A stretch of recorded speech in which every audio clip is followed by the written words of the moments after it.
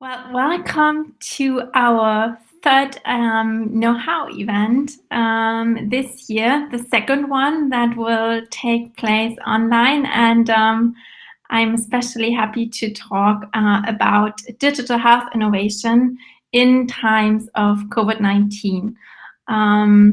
Yeah, some of us might get a bit tired of the topic, but I think especially when it comes to digital health, there are a lot of opportunities, and we will definitely focus on the positive side of things here. But before I start, let me tell you the basic housekeeping rules for today's talk, because it would be great if you could mute yourself. You all did that, I think. It would be great if you could turn off the video so we can make sure that the broadcast runs smoothly. And if you do have any questions, thoughts, or ideas that pop up during Elisa's talk, please feel free to ask it away in our chat, and we'll make sure to answer all of your questions during Elisa's chat, or latest afterwards in our Q&A session. So I am Anna. I'm a digital health hub lead at ZOLLHOF, and maybe let me introduce you a little bit to what we do at ZOLLHOF for all of you who are not familiar with us yet. At ZOLLHOF, it's our mission to make entrepreneurship happen. And as a tech incubator, we do that with early stage tech startups, which means that we help them find their ideas, find customers, find investments, and ultimately scale their business. But we also make innovation happen for the corporate partners that we work with. Some of them are, for example, Siemens Healthineers, Novartis, Scheffler, Coburg. Couple of them to be named. And what we do with them is that we co-create new business ideas, but we also digitize existing analog offerings with them. And if they want to set up a company spin-off, we also can help them with that. And as you see, we also do a lot of events, nowadays digitally, of course. And this means that ever since we are out there, since 2017, we have had approximately 380 events with more than 13,000 participants. So we are very happy to count you among them too now. Now you know a little bit why innovation is really something that is near and dear to our heart. But what about the health part? Well, we are part of an initiative that was initiated by the Federal Ministry of Economy called the eHub Initiative, where approximately 2.5 years ago, there were like 12 different centers all over Germany assigned for different sectors. So the hub for logistics is, of course, located in Hamburg, and another hub for finance, for example, in Frankfurt. And together with the Medical Valley and health hackers in Erlangen, ZOLLHOF is the hub for digital health. So both of the topics that we're going to combine today are at the forefront of what we do and what we try to bring and move forward. And as I said, even though we're going to talk about the C word today, we are going to try to look at the bright side of things. That means that we look at what happens in the innovation space right now, and also beyond the crisis. And can maybe even the crisis serve as a catalyst so that we finally have a more digitized and connected healthcare system in the future? Because as some of you might know, Germany has not been on the forefront of digitizing their healthcare system yet. So at least I hope that it will serve as a catalyst, and I'm sure it will. And I'm especially happy that we have a great speaker today who will cover all those topics for you. Her name is Elisa Frenz. I met her at a conference, and she describes herself as a health ecosystem architect with a focus on digital health strategy and innovation design. She does advise international organizations on the startup side of things, but also on the corporate side of things. And she brings an entrepreneurial mindset to the table, but also her passion for people. And I immediately felt that when we first met. So I had to ask her to join us for one of our know-how events. And without further ado, I would like to pass it on to Elisa. Well, hello, everyone. Thank you very much for that kind introduction, and very happy being part of your know-how event.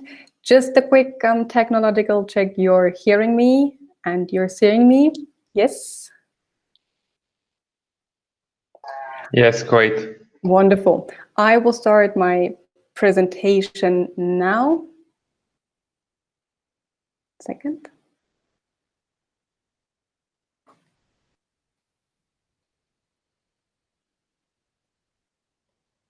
So just a quick check here as well, because I do not see any of you anymore, that you are seeing my screen in a PowerPoint with a slide agenda. No, we don't see the presentation yet. Oh, that's a shame. Give me 1 second. So this is what happens live virtually. I will go in again. Okay. Do you now see my screen with the agenda slide? Yes, now we see it. Wonderful. So even though, Anne, thank you for having introduced me already, I will just do a short wrap-up of giving you a little bit of an idea of where I'm coming from to help our conversation in the right direction. And also my expectation of that virtual know-how event is, hopefully, even though we're virtual, to have that an engaging exchange of ideas, experience, inspirations you are having. And I see my presentation as a kind of kickoff to bring us all on the same table and on the same page of what we see as digital health, what we see as innovation, where we currently are, and what might be the perspectives of further developing it. So that to leverage our interactive dialogue, I hope that helps to have a common ground. So I do have, let's say, an academic background in communication. I'm an outsider academically to the medical field, though I have been in the medical field for the past 10 years.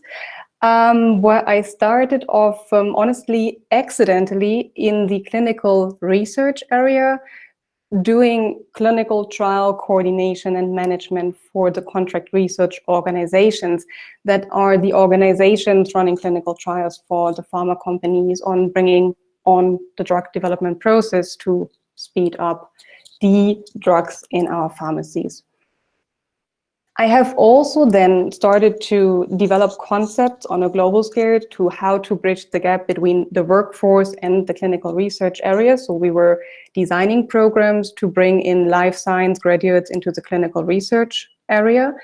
And then I thought of bringing in my own business of humanizing the patient journey when it comes to clinical trials, where it was all about how to build up relationships to people interested in clinical trials, as I thought that to be much more personalized than it had been dealt with in the past.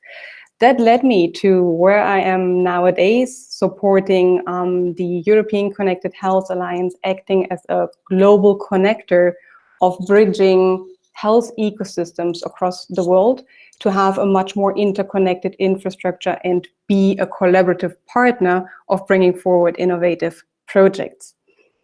On the right-hand side, you can see another project I'm supporting, which is in the area of procurement. So next to digital health, which is a very hot topic at the moment, being due to looking into fast answers of how to combat COVID-19, the Health Proc Europe Association is, on the other hand, when it comes to medical supplies and procurement, another important organization of how can we leverage collaborations across Europe to actually bring the medical supplies to the regions and the hospitals where they're most needed. And I'm sure you have been following the news of seeing the challenges and the difficulties of our national health systems and how to overcome these to work more as a European community.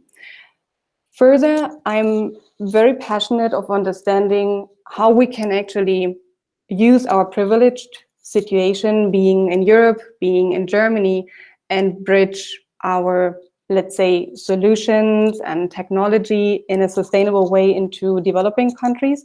And I'm currently focusing on the Latin American continent to help transfer existing solutions into the regions where they are most needed. So this is what I'm doing with my initiative Delta X, to give you an idea of what different areas I'm covering. Given that I'm an outsider from the, like, not as a medical academic, I'm always having like a different perspective, and this is what I'm bringing in as a kind of, let's say, connecting element between the different worlds, which helps a lot of initiating the conversation and involving all the different perspectives into the discussion. So to get us started, digital health has been on for a very long time because, I mean, obviously we have seen how unsustainable our healthcare systems are. We have seen the shortage of healthcare workers. I mentioned before, even like within the clinical research area, we had been working on how we can actually educate life science academics into that field. And we have also seen how technology can help us speed up the very traditional ways of how we know and experience healthcare systems. There is nothing new, obviously, in the factors why we need to transform that, which is related to our aging population, the increase in chronic diseases, but also the higher expectations of consumers. And if I say consumers, I mean, this is us, the people who are in need and using the health services we are able to get. And I think you agree with me that this is far behind of what we're experiencing in other levels and in other industries. So there is a lot of transformation to be done to make that more need-related and also to serve the expectations we as patients, as people have when it comes to serve our health issues. Also, with supporting a couple of innovation projects on digitalization, I have seen the overflow of potentials being out there, startups being there offering solution, and then on the other hand, healthcare providers tackling with the process of deciding what is it what we need, what kind of process do we need to digitize, and if we don't have a process in place, or if the process is not good in an analog way, it won't be better digitizing it. So there's a lot of questions of how to deal with it. There's a lot of need of educating people on both ends, speaking about healthcare professionals and also the population as such. But I really do think that with digital health, we can overcome the way how we see healthcare systems nowadays in a very unsustainable way, and how to move from a more treating healthcare system into a prevention one. This graphic I have chosen because digital health has been described in various ways, and to make a common understanding here, I mean, we can see digital health coming in from a technology part, so accelerating the technology processes in terms of robotic, but also in terms of artificial intelligence. We have been hearing a lot of these days, a lot terms of using big data to monitor patient populations and also to see infectious diseases moving along the different countries. On the other hand, what is another driver when it comes to digital health is definitely how can we optimize and accelerate our ways of managing health. So we're looking into the telemedicine, or we're also looking more into the lifestyle sector where it is fitness trackers and the wearables. So what I really liked as a definition from the HIMSS digital health framework is that digital health is a means to connect and empower people and population, with the outcome that we as people are actually able to manage our health and wellness on our own, and we're taking more responsibility of health as such. That means we're using the digital tools and technology to actually transform and become a much more service-oriented healthcare delivery system.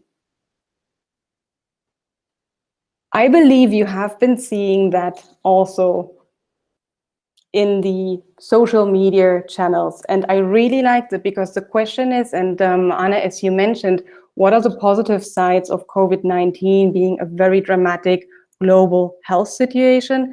I think COVID-19 made us think about the way how we act and how we're able to respond, coming very quickly to the conclusion that only with the means of technology we're able to respond to that global outbreak. So this is why I wanted to share that with you, because as you probably know from a kind of change management perspective, what does it need for us in an individual sense or even in an organizational sense to change something? And that is actually a pressing situation from outside. So this is what COVID-19 made us rethink the way how we deal with health. We have been seeing in the times of the current health crisis a definitely important part of technology playing an important role of how to flatten the curve. And here again, I mean, flatten the curve, we have been seeing all the different models, we have been hearing all the different discussions, different countries and governments choose to take different strategies. But in the end, we all wanted to limit the spread of the virus, and we wanted to see how can technology assist in the treatment of the infected individuals. So next to the positive impact of all these technologies supporting us in confronting the COVID-19 situation, we should not forget about how can we balance the speed of innovation and safety and compliance. And I think the very important part here, what we are seeing is it is all possible. We can do that much quicker than we used to do it, and we can still consider these important factors as groundbreaking before actually bringing in new technology into our health system. Different management solutions have been coming up, and I do see them as nothing novel, I must say. It is solutions we have been using before in one or another way, not in that vast amount. We haven't seen that rapid deployment of these solutions, but I think the most important factor here is that it is existing solutions, because due to the vast development of the virus, we need quick responses. And I think you agree that next to the hackathons we're having out there to find new answers and innovative approaches of how to collaboratively fight the COVID-19, we really need to rely on existing and proven solutions to be quick in implementing these. And what I mean by these management solutions is that we have been seeing the telehealth booming, self-testing service, and most importantly, tracking and tracing solutions being promoted by government institutions. And I think this is a very groundbreaking step towards having the government putting the focus on these solutions as feasible and viable and also credible to really deal with the communication with the patients, to do remote monitoring with patients that helps us deal with all the vast amount of people needing help in the current situation. On the other hand, we also have seen an increase in service expansion. And what I mean here is we see how digital therapeutics are increasing in the need of supplying the population, and we're also seeing digital coaching services being highly demanded. When it comes to services of digital mental health solutions, I would say that we're just in the beginning, and that is not only relevant to people being infected. I think every one of us is dealing with that situation in one or the other way, but we need to understand that this is a very outstanding situation. No one has dealt with this kind of crisis before, and we need to see what kind of supports can we get into our daily lives to actually surpass these moments and adapt to the different situations we're currently experiencing. So this is related to me, to the patients, to us as a population as a whole, and obviously, most importantly, how can we deal with, for the healthcare professionals, that they maintain mentally stable in order to actually to help serve the patients who are most in need. Next to the services mentioned, I already had that mentioned in the beginning. We see AI, data analytics, a crucial part to really understand how we can speed up the development of effective vaccine. And these are outstanding examples. And I think we have been seeing innovative procurement measures. We have been seeing collaborations across borders. We have been seeing movements by governments in such a quick way. For example, in Estonia, where there was a hackathon organized within, if I remember correctly, 5 hours to launch initiatives of bringing on solutions to the people and institutions in need. And I think this is something very outstanding to understand how we can actually implement existing solutions quicker. To give you an example of the symptom assessment options we're having and why I'm saying this is existing solutions. Ada Health has been on the market for quite some time. Babylon Health. We all know Siri and we know Alexa. So this is solutions being available since quite some time, and they adopted to COVID-19 to expand and extend their services to feed the needs of the entire population. I would like to understand a bit from the audience if you have used any COVID-19 specific health applications. And for that, I would like you to go to menti.com. You can use your phone and type in the code you were being asked to, 484124. I'm quite curious actually if that works the way I'm wanting to, because this is the first time I'm doing that way. So I'm now moving into my browser to see if you can follow what I'm saying. So let's see if that works. And to see how many people have actually taken the advantage of COVID-19 specific health applications. So let's see if you can enter in your mobile phone menti.com and then using the code 484124. Okay, wonderful, that works.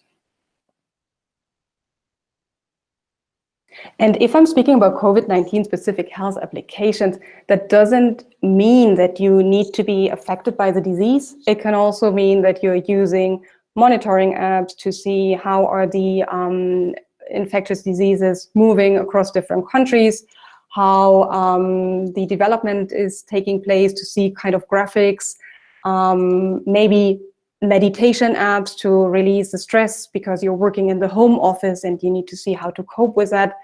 So it is not just about being a patient, it's just how you deal with the situation yourself. It could be even, if we're going more into the lifestyle sector, applications to do sports in any way you can think of, if it is yoga, if it is fitness, whatever is there.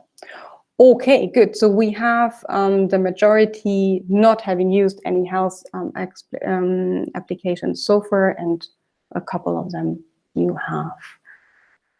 Okay, that leads me then to my next question, because I'm curious actually of what you're sharing in terms of experience. So what measures have you taken, if you have taken measures in your organization or in your personal life that changed due to the COVID-19 section? So again, here, please take your phone, go on menti.com using the following code, which is 484124.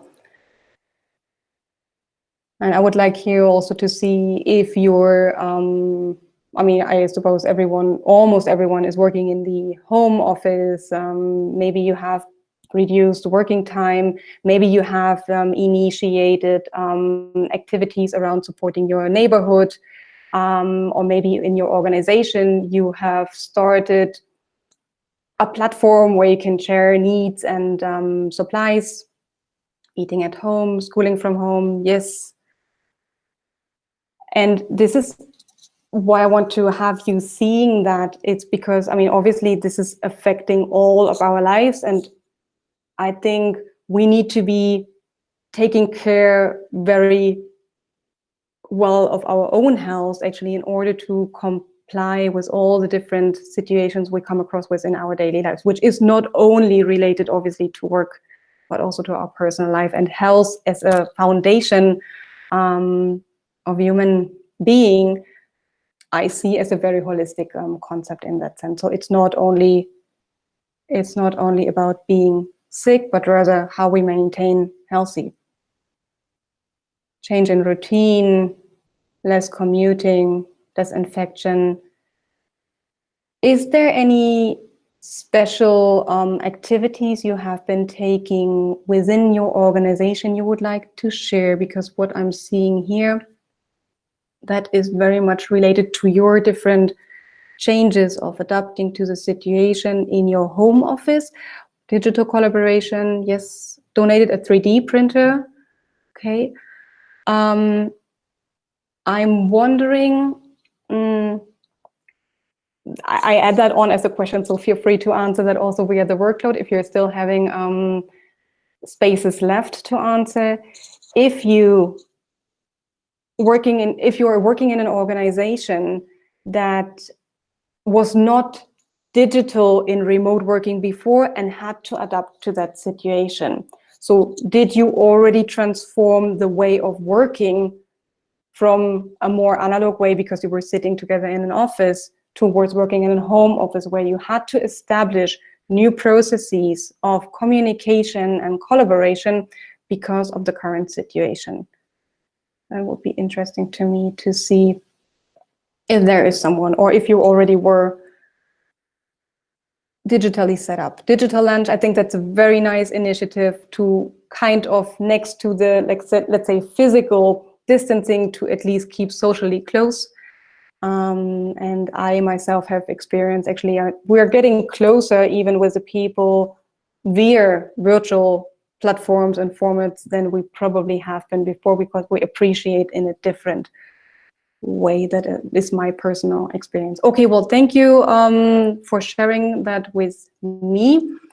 I am back on my slides and I hope you can see these. So the research to guidance has come up with main areas where we actually see digital health intervention in these times. So we can see that there is an important need to obviously educate people and share information of the current situation. And also here, I mean, from a personal point of view, I think we're flooded with information and we really need to differentiate between trustworthy sites and the fake news, which are increasing. So that's not an easy way of selecting one from the other. We have also seen a very important area in triage and testing. So how can we ramp up our testing capacities, and how can we involve telemedicine, telehealth solution, and also introducing chatbots? I think this situation helps us liking even more being treated in a remote way, which we might have not seen as a means before this situation, as we do know, because who wants to sit in a waiting area nowadays seeing a doctor? Then there is also, on the other hand, what I mentioned before, what kind of support is available for healthcare professionals, because also these people need to be educated continuously, because this is changing so quickly from one phase to the other, and we might go back to the phase we have been before. But also, how can diagnostics look like? How do we do a broader population management and treatment? And how can we actually also accelerate the way how we run clinical trials? And having been myself in the clinical trials process involved, seeing what a long journey that is from actually identifying a substance to bringing that on the market as a drug, there is a lot of efforts being put into place of how to make that more efficient and effective. And last but not least, I've mentioned before the importance of how to support the medical staff in these difficult times they're facing. We're seeing a lot of telehealth solutions entering a very fruitful ground in very different countries, not only in Germany, where there have been less acceptance before. And that has been gotten the largest attention in the different fields we can see here on the left-hand side. There is a strong increase in demand of the telehealth solutions based on the situation, as I mentioned before. And on the other hand, I don't know if you're looking into different solutions or you have a solution ready, there is still potential to further develop innovations and technology when it comes to supporting the healthcare professionals. So when we're looking at all these different possibilities out there, I think there is a vast amount of innovation currently happening. We become way more agile, way more lean. There is a couple of elements crucial to how we can accelerate innovation technologies and scale them in a very large means. So as we all can believe that, I mean, we need a very straightforward and easy way towards a technology into the implementation. If we don't have an impact which is measurable, it's very difficult to evaluate if that really helps us understand the situation, improve efficiency, or increase the number of patients we can treat. And given the time, we need agile solutions because everything is so time sensitive. We can also not be in a very siloed way, sitting in our office or sitting in the hospital, being reliant only on our own brain, let's say, but to foster collaboration. And that has always been important, but I think even now it becomes more obvious to stick together, build communities, and actually build ecosystems benefiting from different angles and point of views to make a change and to make a difference quicker than we did before. And the most important aspect to me here is that if the solutions are not focusing on the user need, they're not solutions we can implement. And that seems so crucial and so obvious on the other hand, but it's so many times not taken into account. We always start with a solution first instead of looking and really understanding and analyzing the needs that now COVID-19, put us a couple of needs on the table, which were there before, but not seen obviously as emergent as they're currently in these moments being. So looking into a couple of more details of what we can see, there is AI by Blue Dot Insights, for example, a Canadian company, detecting and actually predicting the spread of an epidemic. They have done so with MERS and Zika in the past, and they're also now doing with COVID-19, trying to understand what is next before we're experiencing that. So in that kind of situation, a quite important tool to see where is it that we're going to actually take measures before we're facing the situation and being only reactive. The second one I would like to put out to you is how quickly we started sequencing the genome of the virus.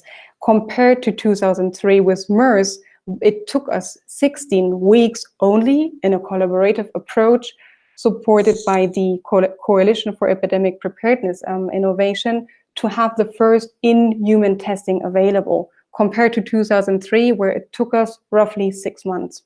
So with the advancement of technologies, we're obviously much quicker in finding solutions to these pressing needs. Another way, under number 4, I think you have probably seen all that before, is to show the data and have monitoring of the infectious area in interactive maps. We have seen, obviously, critics on that. How is it measured? Who is measuring what in which way? But I think it helps us understand and map and visualize where are we and where are the most infected areas and what is to be done. On the other hand, I found quite interesting the push for 3D prints due to the lack of protective equipment.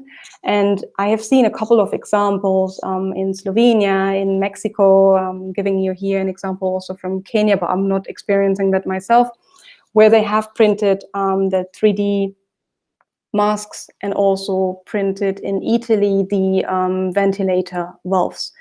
So what is the conclusion here?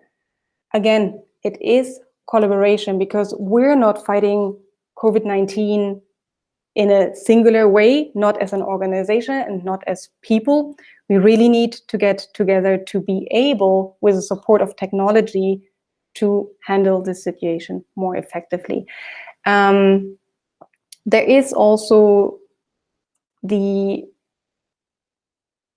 idea, and I'm not sure if you're familiar with it, but if we start thinking more interconnectedly and we stop being so siloed in the way how we approach projects, how we deal with, even in an organization, we can really map the different ideas, the data, the projects we're working on in a much quicker way than we used to do. Though, as I have experienced in the Scandic countries, or also in the Great Britain region, due to the need of being more remote, people had to come together in a much more technological powered way than they did before.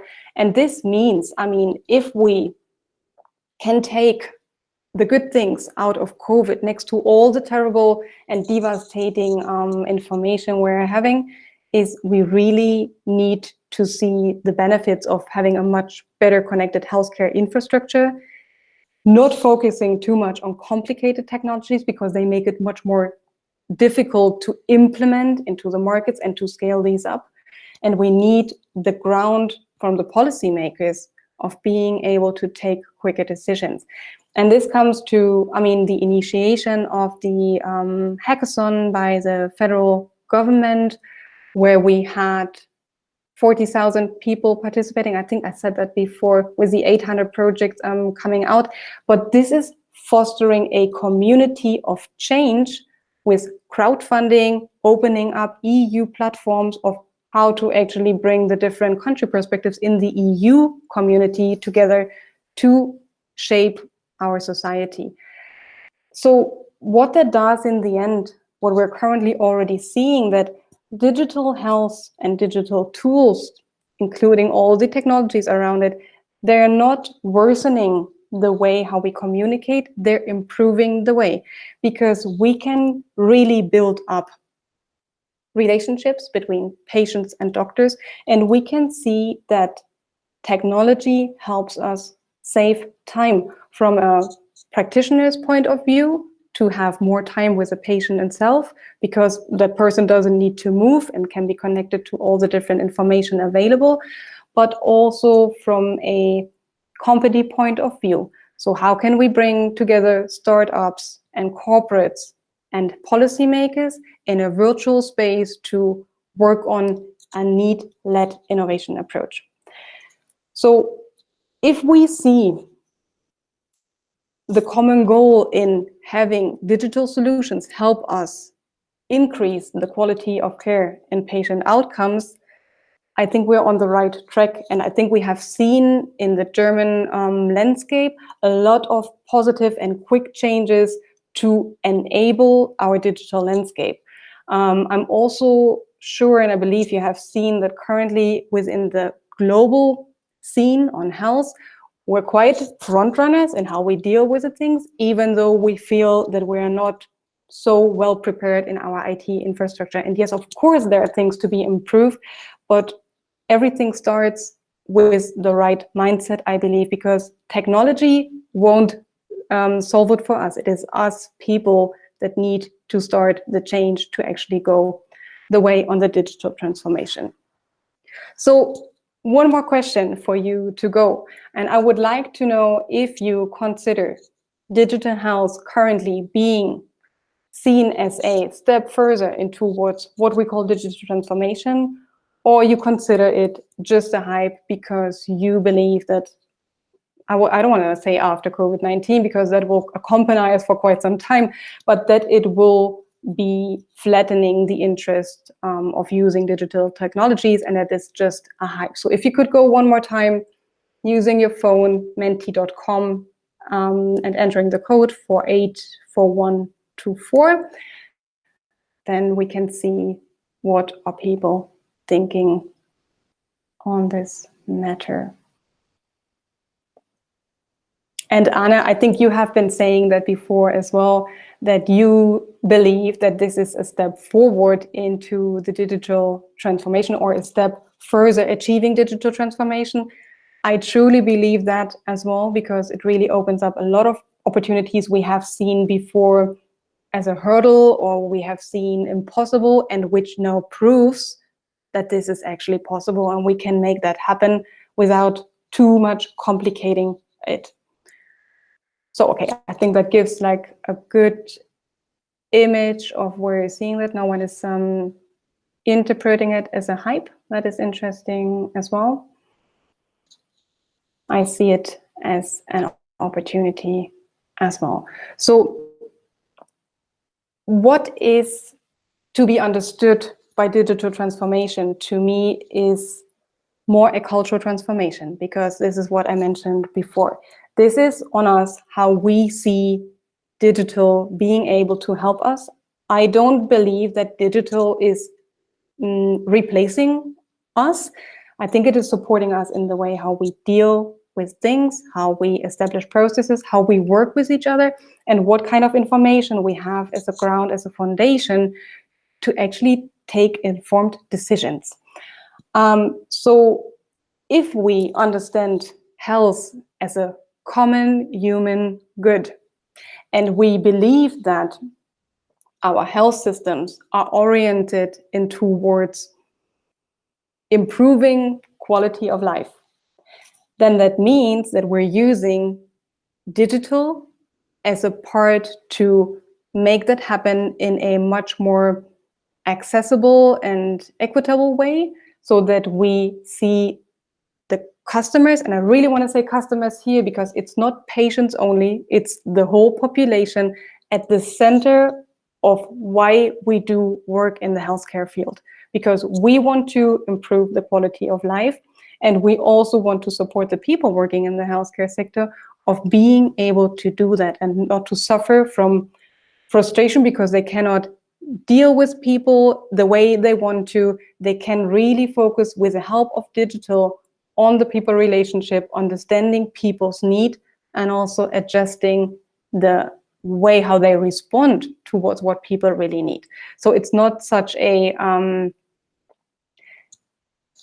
fact-based, but rather an emotionally added element towards how we deal with our health ourselves, in terms of becoming more literate and dealing with digital tools, helping us to maintain healthy, and on the other hand, being sick and having the support of the hospitals. I think they will turn more into service providers to help us become healthy quicker. So the medical futurist put that into a very nice definition, as I see the cultural transformation, the core of everything happening in towards the healthcare business and also the digital health movement, I really would call it, because this is helping us to be at eye level, patient and physician, patient and nurses, nurses and physician, and so on. And I think this is what it needs. It needs to have the eye level conversation of being equal partners and including patients becoming partners and more and have a voice into what it is actually happening to them and not just being told. So inclusion rather than just a kind of traditional way of telling them what to do, which does include self-responsibility, of course. So to wrap that up, I do believe that there is an emerging need for the public and private healthcare system to really drive forward technologies and to really increase the implementation of digital health solutions as a core part of our healthcare systems to bring on and increase value for the citizens. And that means access to healthcare for everyone, because this is our common good, and I do understand it as a human right actually to have that holistic health approach and access to it.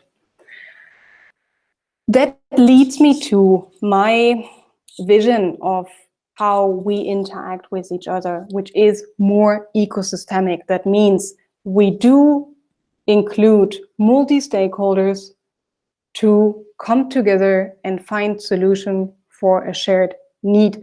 And in terms of COVID-19, this is an example from the Swiss Re Institute, how that could look like if we see it more as a whole. And you can see here, I mean, if we're looking at the health phases, that the whole patient journey is covered with different approaches, different solutions. So it's not one fits all, it's rather what kind of solutions do fit to your life and are personal to you, so that you're using the devices and the technology you're most familiar with, you're easy to use with, and that doesn't mean a change to your lifestyle. So that said, doesn't also mean that people who have never used technology before, that they should now change into technology. But if we can find a blended way of having people being technology literate and other people preferring the face-to-face, that we can actually support our health systems in overcoming the challenges, not only in the COVID-19, but also in the longer run, how to build a sustainable health system of knowing the factors I mentioned before are threatening the way how we deal with health anyhow, coming back to the aging population, coming back to the chronic diseases, overrunning our traditional model of health. And this is actually where I would like to stop my presentation and initiate hopefully a dialogue with you, to have you hear what you would like to share, your experiences, your ideas, and get a couple of your inspirations to have an exchange on these topics. So I would like to hear what you think and like to take your questions from here. Thank you very much for sharing your thoughts, Elisa. That has been super insightful. And we already got a request for the recording. And so let me tell you that we will make the recording available in a couple of days. And also Elisa said that she is willing to share her slides with you. So just so you know, you can get the full set of resources if you'd like to. But yes, feel free to share your thoughts, your questions, where you are standing right now. And while you do that, I'll maybe ask a question, because I was wondering, I mean, you mentioned a couple of fields where COVID will serve as a catalyst, but what do you think, which one of them would be the one that will have the single most impact moving forward and beyond the crisis? That's not an easy question to answer, but it's a very good one. I think more like a bet, maybe, yeah. What would be your bet on that?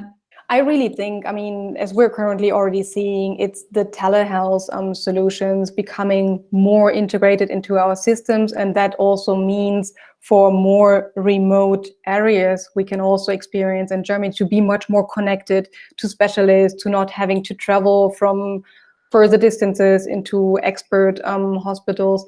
I would see that as a way forward of establishing a more continuous conversation between patients and physicians, even though we're not in the big cities, for example. Mm-hmm. Yeah, I would agree, I guess. And hopefully we manage to make that more interconnected, to build that infrastructure of offering actually that services. So this is also physicians needing to take the lead and wanting to move into that area now that we have been reducing the hurdles from the legal point of view to make that happen, to also help them to choose the right technologies and to become familiar as a physicians to use these tools. Yeah, right. But I guess maybe it does actually need tools for physicians as well, for them to absolutely become more used to the use of new technology. That is, but yeah, I would agree probably. So does anybody else have questions for Elisa? Hi, is it Elisa or Eliza? I just want to say it right. Yeah, it's Elisa. Thank you. Elisa. Hi, Elisa. This is Sadia.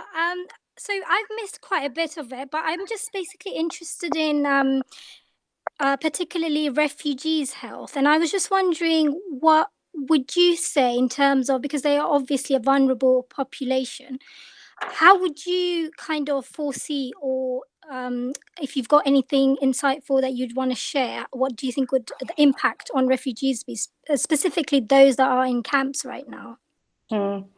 That's a very tricky question in terms of, I think we don't need to only look at refugees, we can also look at very vulnerable populations, looking into Brazil, looking into the favelas, where social distancing is impossible, where there is a lack to water, there is lack of having supplies like soap. So we're speaking really of the basics. So here I do think, well, we need the global community to help actually feed the very basic needs of making sure that the containment is in a way possible, even though where it is very difficult. I mean, there is no answer to that. I see that very critical situation with very few options, I must say, rather than using what we have locally and help the local organizations doing their work and supporting them of bringing that to these people. But it's, I mean, it's honestly, it's a disaster of what is happening there and seeing that, but very difficult to solve from my point of view. If anyone is having ideas on how that can look like, I'm also very happy to take these, because as I mentioned before, we're doing transfer of technology, innovation and ideas into the Latin American region, which is, I mean, very similar to some regions in Africa, and is also touching the refugee health, because this is the most vulnerable populations we're currently seeing. So there is definitely a need on food, on water, and on soap. So thank you so for much. Not being able to answer that more precisely. No, absolutely, it's fine. I think I just wanted to hear some insight, just to see, what your opinion is. Thank you so much. I think it's quite interesting that first we all focused on our local communities, perhaps on Germany. Now we expanded the focus to Europe and are talking about, well, these frontier topic. It's you have to look more on regions, and I also see real bad situation coming to us with the refugee camps and the favelas and the slums.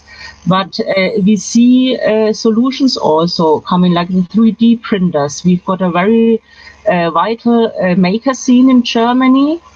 And they are nearly finished supplying the hospitals, and now here also the mass production of the face shields starts. And so the makers I know, they are already producing for the refugee camp in Lesbos.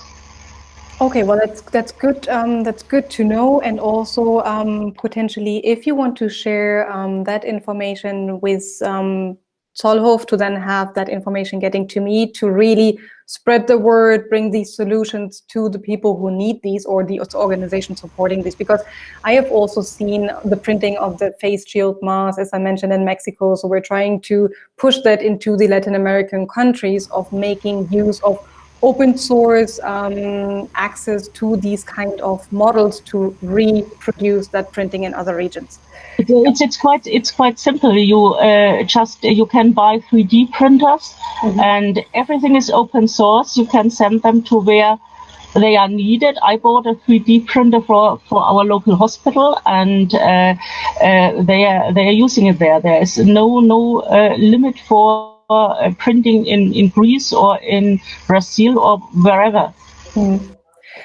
I agree. I think here the support needed is making it known, giving the help of how to. Even though it's easy, I think it needs to be transferred anyhow, to just give that as an option. So I think that is a very important part in communicating the opportunities out there of how to deal with it locally. So thanks a lot for your question and also the solution.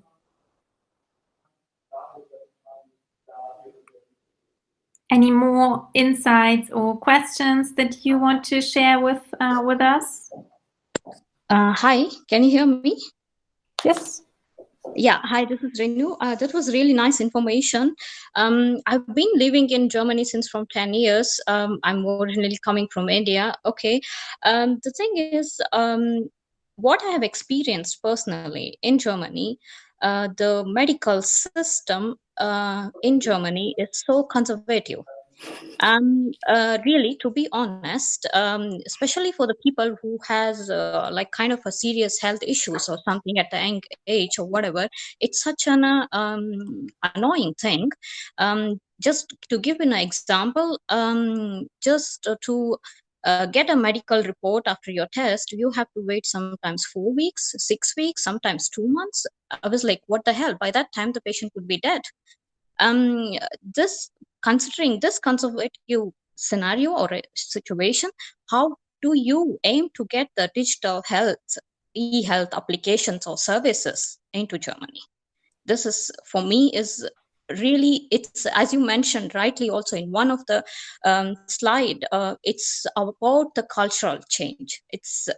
It's not like religion change or anything. It's about the cultural change between the doctors, hospitals, and caretakers, and also the public. And I don't see anything like that. This is, if you achieve that, I'm saying to you frankly, because your career is really great, and then the kind of work you're involved, maybe you could bring something really tangible or a nice one, or something like that. Yeah. This change is I do understand your frustration, and I'm very happy for your open words here. I couldn't agree more on how you're seeing the scene. What I do believe, and what I'm doing within the project I'm supporting, is to really change the way how leadership is been seen in these kind of institutions. But unfortunately, this is nothing we can solve by technology. So it's not quick. It's a generation approach, I would say, as well. So I hope we can believe for a transformation also with shifts in generation, being much more used to technology, and also being maybe a bit more experimental and not so used to the traditional hierarchy model. But I'm afraid this is not changing from today to tomorrow. It needs a lot of education, and that, I think, starts, if we're speaking about the medical profession, in the universities. And looking into the universities where you can have that academic degree, the curriculums still look quite traditional. So I think this is where we need to start, and this is where we need to change, and also offer here solutions of collaboration, communication, and transformational leadership.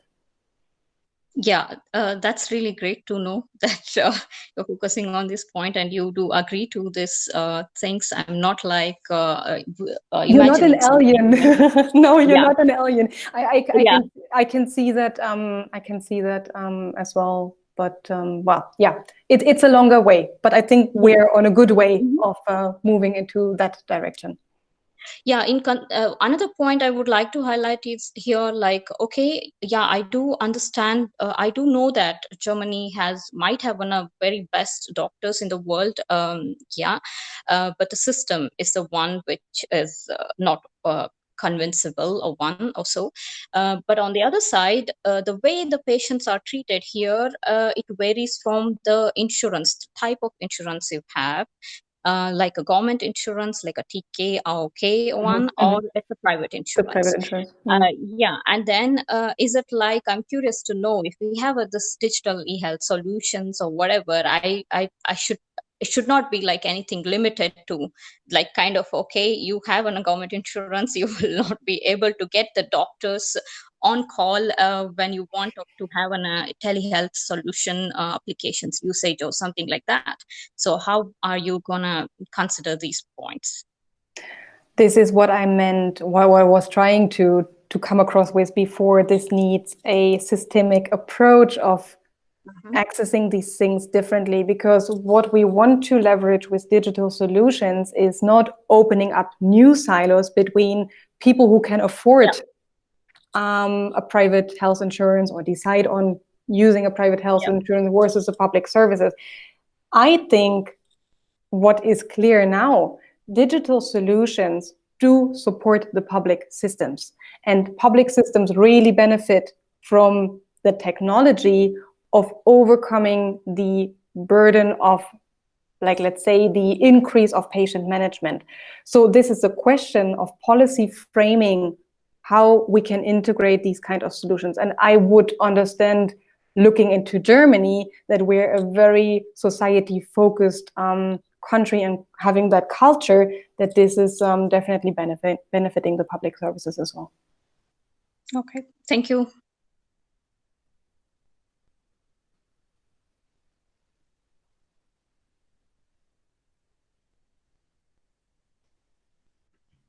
Gernot is asking a question via chat, and he says, regarding the face mask, we originally developed a product to clean daily clothes. In times of Corona, we wanted to help and therefore expanded the product. The refresher box can kill the coronavirus in 4 lab coats and 16 masks in just 30 minutes. So our startup switched from a clean tech company to a mad tech company. It is great that the regulations are lowered for solutions regarding COVID-19. Congratulations to that quick adoption. And I think this now at times is the key success element of how we adopt in these quickly changing times. So amazing to hear what you have been doing, and also here seeing what with technology, how we can speed up the response. So I was seeing your question just popping up in the chat window. Exactly. So this is the question: how can you scale your offering into the German market? And I would assume there is a couple of platforms where there is a matching algorithm behind the demand and supply to actually put out there your supply being matched to a certain need. And I'm quite sure, seeing the current development in the decision making from the policy level, that we will be wearing masks very soon in the public. So there should be a high demand on your office offerings.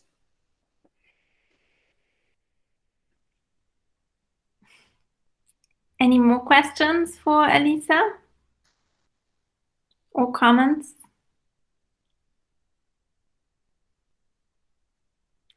Well, obviously you have answered all questions. Oh, there's one more from Gernot. I mean, there is several platforms, obviously. Which federal state are you based in? No, okay. I would need to have a think about that. I mean, supporting the European Connected Health Alliance, what we're trying on that end is also establishing a platform with these offerings and also with the needs, always looking into the needs first and then matching the solutions, because this is our key value and we believe that this is the only way how we can move transformation further. Let me quickly think. If you look into the personal protective equipment in Germany, I'm having not the name ready. Remedy, I think it's remedy.io as a platform. You can connect with me on LinkedIn, because given that I'm supporting both ends, the digital health innovation and platforms, and also on the other hand, the procurement side where protective equipment is obviously part of it, I might come up with an idea. So connect with me on LinkedIn and we will see if we can find a way of scaling your supplying offerings. Thank you very much. Thank you. You're welcome.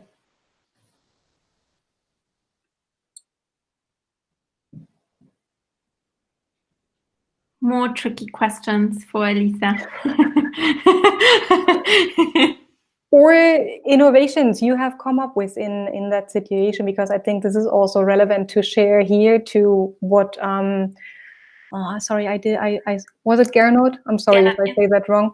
To share these approaches and initiatives to spread the word across Germany, or if you're interested, given that I'm operating also in other countries across Germany, to make these available to other regions, as we also have seen before, to the most vulnerable populations. Because yes, I think they're suffering the most, so they need most of the help.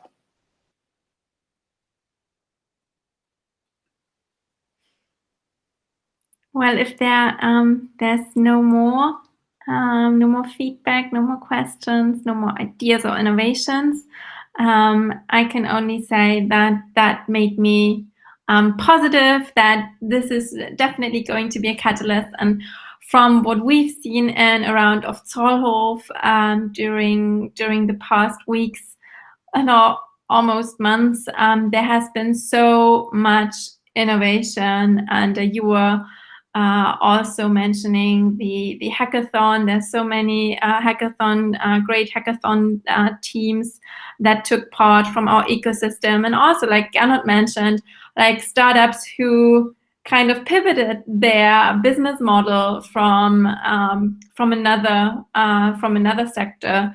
For example, we have Vitas, and they do a voice assistant, and usually they work with restaurants to take over the restaurant reservations. There is no restaurant business right now, of course, so they developed a voice assistant to alleviate organizations that get a lot of questions in terms of Corona, and there are a couple of other examples as well. So that really makes me hopeful that Corona is really sparking innovation within startups, but also bigger corporations.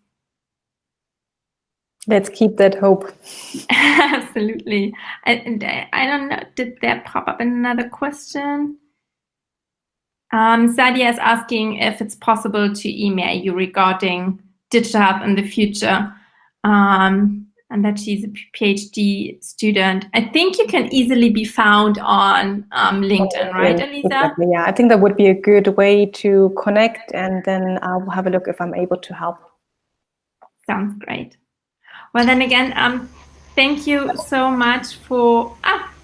Yeah, a small remark regarding those nice platforms and so on.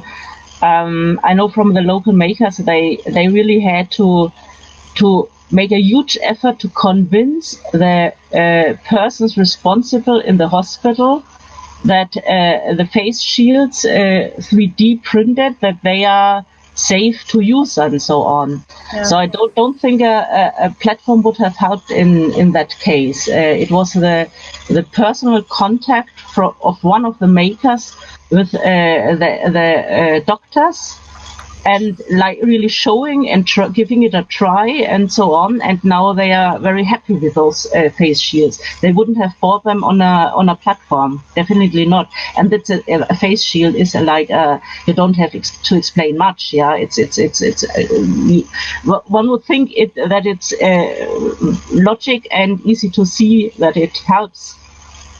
But I'm not so sure about those platforms where you describe things and so on. Thank you for your perspective on that. I agree with you that it needs probably several angles.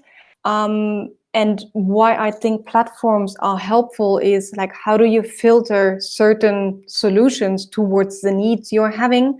Because of that time, you can actually concentrate on that different information. I mean, if you're a physician, you're currently not surfing on the internet looking probably for these kind of solutions. You're more in the operational focus. So I think platforms help to consolidate it.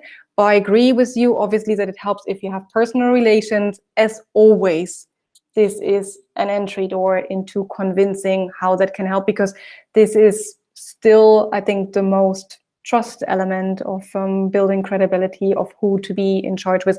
And there have been a lot of fake news and even like supplies getting into Germany and other countries where people take advantage of that situation, where if you are looking into the prices of masks, how they have increased and how people actually benefit from that very critical situation.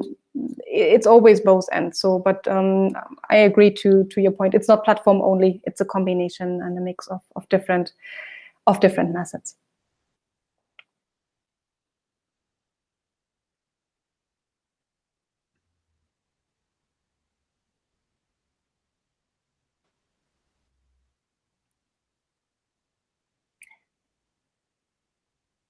Thank you for joining, Anuka. Now, I made an extra long pause just to make sure not to say thank you, Elisa, again. But yeah, it has been great that you joined us for today's talk. And as I said, for those of you who might have missed it, Elisa is going to join her slides, and we'll also publish the recording of today, so you can find everything online or in your inbox. So thanks everyone for your time. We'll certainly be back next month with another know-how event, so make sure to check back what's on the agenda.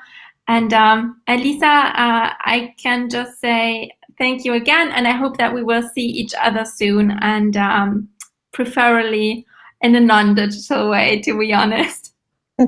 I agree. Thanks also to everyone who has so actively participated. I think that makes it live, and I think this is how we can create that interactive exchange. I was looking very much forward to have that dialogue. Thank you. Have a great evening, you all. Bye. Bye-bye.